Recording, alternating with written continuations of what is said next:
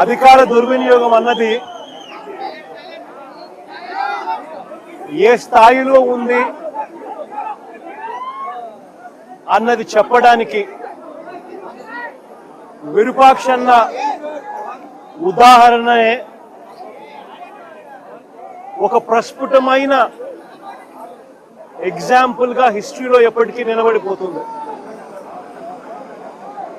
Red book రాజ్యాంగంతో వెన్నుపోటు party పాలనలో ఆ వెన్నుపోటు పార్టీ నాయకుడు రచించిన కుట్ర రాజకీయాలు ఈరోజు మనం చూస్తా ఉన్నాం. విరూపాక్షన్న అరెస్టు, అన్యాయంగా ఆయనను జైలుకు పంపడం, ఈ రెండు కూడా రెడ్ బుక్ రాజ్యాంగం రాష్ట్రంలో ఎలా అమలు అవుతా ఉంది అని చెప్పి అర్థం పడతాయి. ఈ వెన్నుపోటు పార్టీ పాలనలో ఈరోజు రాష్ట్రంలో పరిస్థితి ఏమిటి అని అంటే బాధితులే ఇవాళ నిందితులు అవుతా ఉన్నారు. రాష్ట్రంలో ఇవాళ పరిస్థితి ఏమిటి అని అంటే దాడికి గురైన వారిపైనే కేసులు పెడతా ఉన్నారు.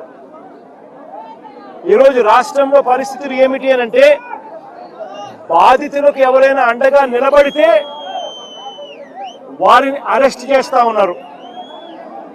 ఈరోజు రాష్ట్రంలో పరిస్థితులు ఏమిటి అని అంటే ఎవరైనా గట్టిగా ప్రశ్నిస్తే కేసులు, ఎవరైనా గట్టిగా నిలదీస్తే ఏకంగా నిలదీసిన వ్యక్తి ఇంట్లోకి జొరబడి తాను ఎమ్మెల్యే అయినా కూడా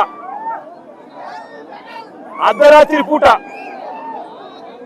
వందల మంది పోలీసులను తీసుకొని వచ్చి ఇంట్లోకి జొరబడి ఇల్లును ధ్వంసం చేసి మరీ అరెస్ట్ చేసి జైల్లో పెడతా ఉన్న పరిస్థితి ఈరోజు చూస్తా ఉన్నాం.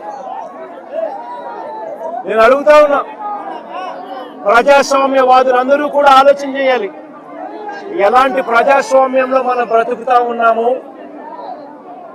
గాంధీ పుట్టిన దేశంలో ఇవాళ ప్రజాస్వామ్యం కూని అయిపోయి పరిస్థితిలో ఈరోజు రాష్ట్రంలో పరిస్థితులు నెలకొని ఉన్నాయి. ప్రజల చేత ఎన్నుకోబడిన ఎమ్మెల్యే, మళ్ళీ రిపీట్ చేస్తా ఉన్నా, ప్రజలు ఓటేస్తే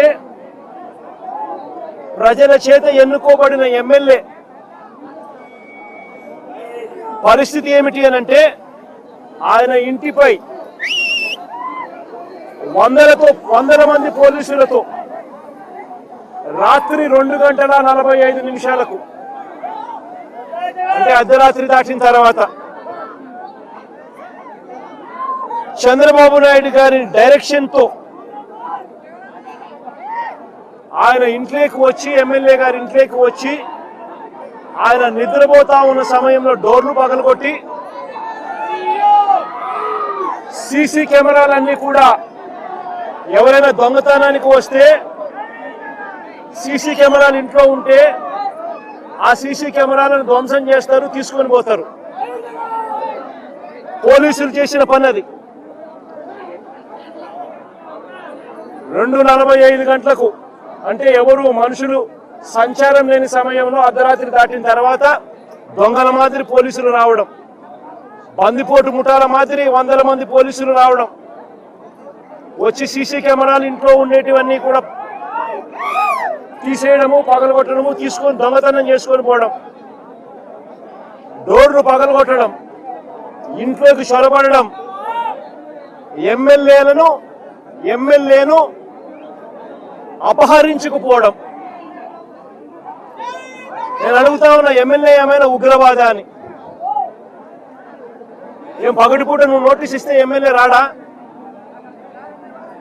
పగటిపూట మీరు ఏమైనా నోటీస్ ఇస్తే ఎమ్మెల్యే రాడా? ఇంట్లోనే పడుకొని ఉన్నాడు కదా. ప్రజాస్వామ్యంలో జరుగుతా ఉన్నది ఇది.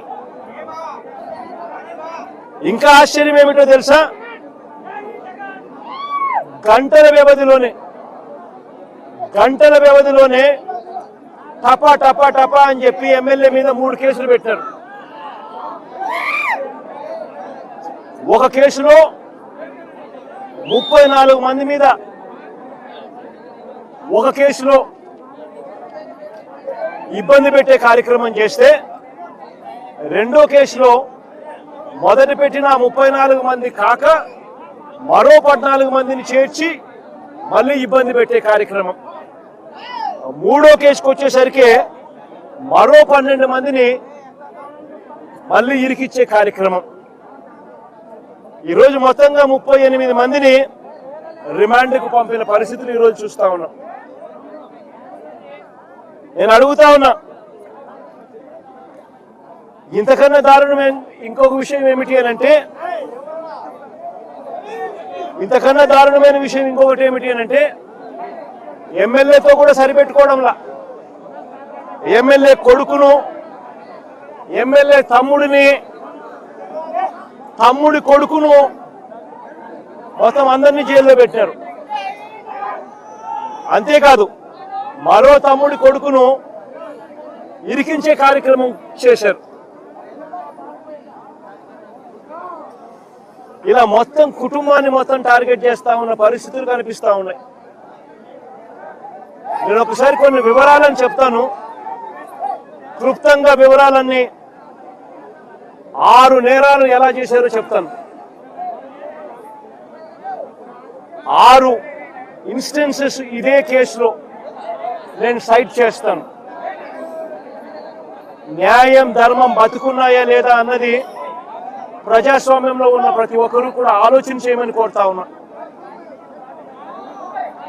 ఆగస్టు 1వ తారీఖున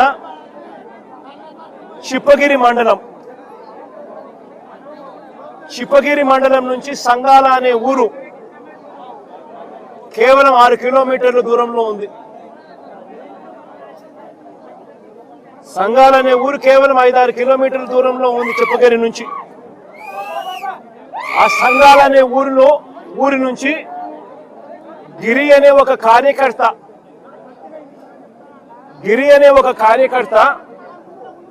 ఇరుపాక్షన్నకు తన ఇంటి మీద దాడి జరుగుతా ఉంది అని,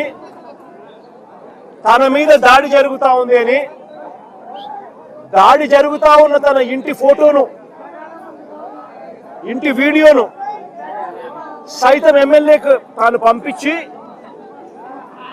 7:45 ఎమ్మెల్యేకి ఫోన్ చేశాడు.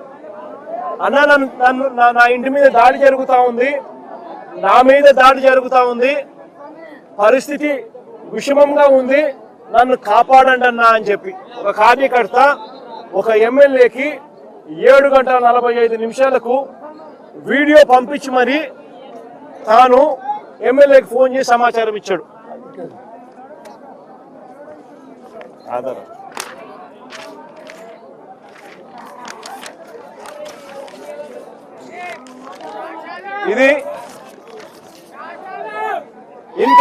ఇది గిరి అనే కార్యకర్త ఎమ్మెల్యేకు 7:45 ఫోన్ చేసిన కాల్ హిస్టరీ, ఎమ్మెల్యేకి ఫోన్ చేసిన కాల్ లాగ్. 7:45 తాను ఎమ్మెల్యేకి ఫోన్ చేసి ఈ రకంగా మాట్లాడి ఫోటోను, ఇంటి మీద దాడి జరిగిన ఫోటోను, పోస్టర్ కూడా పంపించాడు.